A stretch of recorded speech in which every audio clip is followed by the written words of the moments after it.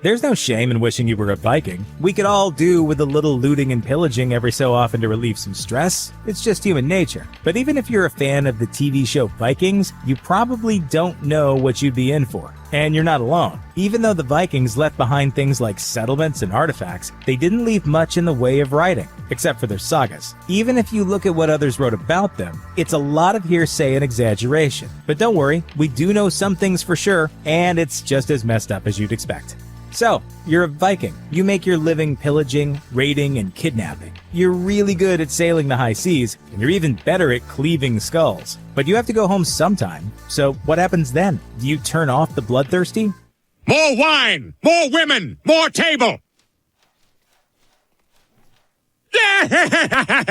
That's where criminal profiling comes in. Dr. Taryn Wills of the University of Aberdeen says the return of the Viking horde created such a problem on the home front that Icelandic sagas were written in part to warn homegrown Vikings. There are a lot of physical descriptions in the sagas, which is a bit out of place among other contemporary pieces of strictly plot-based literature. Descriptions of heavy eyebrows and giant beards had to serve another purpose, and Wills believes it's documentation of the testosterone-fueled physical features of the men who caused the most trouble at home. It was their way of linking physiology with personality. And this early type of criminal profiling was pretty practical. Audiences got a great story and learned to be on the lookout for guys with bushy beards and broad shoulders. They were the looters, the pillagers, and the ones to be very, very careful around.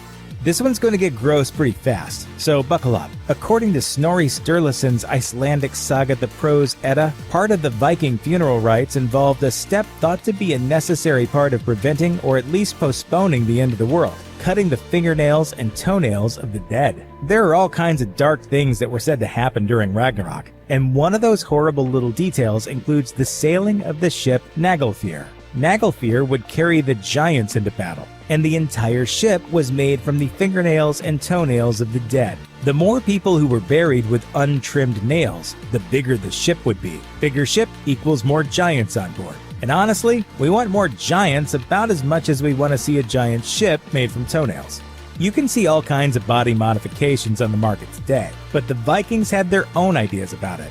Anthropologist Caroline Arsini examined 557 Viking skeletons and found that there were 24 of them that had a series of horizontal lines filed into their teeth. Going to the dentist today is bad enough, so just imagine taking sharp objects to your teeth and filing away. No one's sure just why they decided to do this particular horrible thing, but William Fitzhugh of the Smithsonian National Museum of Natural History thinks they might have gotten the idea after making contact with West African or Native American peoples. Wherever they got the idea, the practice is so precisely done, anthropologists believe it took some serious professional level skill to do it right. Maybe just ask for a touch-up next time the dentist starts scraping away. The Vikings definitely didn't invent slavery, but they did take it to a whole new level. Let's take Ireland. Some of Ireland's largest cities, including Dublin and Limerick, began life as hubs for the Viking slave trade. They stayed that way for hundreds of years. And what's more, Vikings targeted monasteries in particular not because they were looking for riches or hated Christianity, but because they knew they could kidnap literate men who would be castrated and sold off as eunuchs. Historian Mary Valente says there was a huge demand for literate eunuchs in the slave trade, mostly from the Middle East and Byzantium. There, eunuchs would be put to work as teachers, harem guards, in various governmental roles, or as palace servants. Viking raiders saw monasteries as a pretty literal gold mine, and once their slaves entered their trade network, they'd be shipped off to places like Venice to be castrated and sold. Puts all that raiding in a whole different light. The idea of the Viking berserker is so insane they firmly entrenched themselves in the realm of fantasy character classes. But they were real people who would go hardcore badass on the enemy, so dangerous that even other Vikings gave them a wide berth. Our image of berserkers goes back to the sagas written by Snorri Sturluson, and thanks to him, we know they were used in battle only after people thought very, very carefully about it.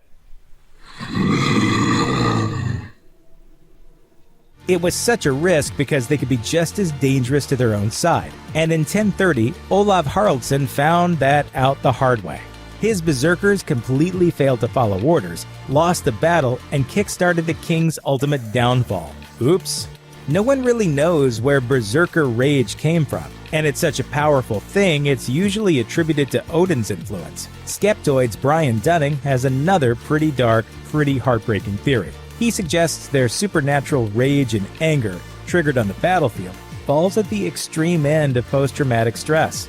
Other descriptions of berserkers include suffering from an almost seizure-like episode before the rage, a long depression afterward, and a dissociative episode of uncontrollable anger. Berserkers weren't always raging, but when they were, perhaps it was because of severe PTSD.